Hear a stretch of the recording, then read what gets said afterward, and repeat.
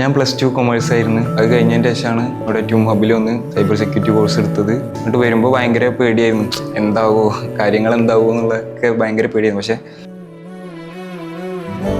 എൻ്റെ പേര് അസ്ലം, ഞാൻ മലപ്പുറത്ത് നിന്നാണ് വരുന്നത്. ട്യൂം ഹബിൽ ജോയിൻ ചെയ്യുന്നതിന് മുമ്പ് സൈബർ സെക്യൂരിറ്റി എന്ന് പറയുന്ന കോഴ്സിനെ പറ്റി മനസ്സിലാക്കിയത് ഫ്രണ്ട്സിൻ്റെ അടുത്തും കൂട്ടുകാരുടെ അടുത്തൊക്കെ ചോദിച്ചപ്പോൾ അവർക്കും ഈ സിനിമയെന്നും ഇതൊക്കെ കണ്ടിട്ടുള്ള അറിവാണ് അവരെനിക്ക് ഷെയർ ചെയ്ത് തന്നത്. ഞാൻ +2 കൊമേഴ്സ് ആയിരുന്നു. അത് കഴിഞ്ഞതിന് ശേഷമാണ് ഇവിടെ ട്യൂം ഹബിൽ ഒന്ന് സൈബർ സെക്യൂരിറ്റി കോഴ്സ് എടുത്തത്. എന്നിട്ട് വരുമ്പോൾ ഭയങ്കര പേടിയായിരുന്നു, എന്താവോ കാര്യങ്ങൾ എന്താവോ എന്നുള്ളതൊക്കെ ഭയങ്കര പേടിയായിരുന്നു. പക്ഷേ ബേസ് തൊട്ടിട്ടാണ് സ്റ്റാർട്ട് ചെയ്യുന്നത്, അതുകൊണ്ട് തന്നെ ആർക്കും പഠിക്കാം. ട്യൂം ഹബിൽ വന്നതിന് ശേഷമാണ് അങ്ങനെ ഒന്നല്ല പരിപാടി, വേറെയും കുറേ ഓപ്പർച്യൂണിറ്റീസ് ഇതിനകത്തുണ്ട്. ഇപ്പോൾ ഇതിനകത്ത് കൂടുതലും ജോബ് റോളുകൾ വരുന്നത് ബാങ്കുകൾ, നമ്മുടെ പ്രൈവറ്റ് സെക്ടേഴ്സ്, ഹോസ്പിറ്റല്, എവിടെയൊക്കെ ഡാറ്റ ഉണ്ടോ അതിനൊക്കെ സെക്യൂർ ആക്കി വെക്കാൻ വേണ്ടിയിട്ട് ഒരു സൈബർ സെക്യൂരിറ്റി അനലിസ്റ്റിൻ്റെ ആവശ്യമുണ്ട്. ഒരു നേഷൻ്റെ ഏറ്റവും ഇമ്പോർട്ടൻ്റ് ആയിട്ടുള്ള ഘടകമാണ് ആർമി, എയർഫോഴ്സ്, നേവി. അവിടെയൊക്കെ ഈ ഒരു സൈബർ സെക്യൂരിറ്റി അനലിസ്റ്റിന് നല്ല ജോബ് റോൾസും കാര്യങ്ങളൊക്കെ ഉണ്ട്.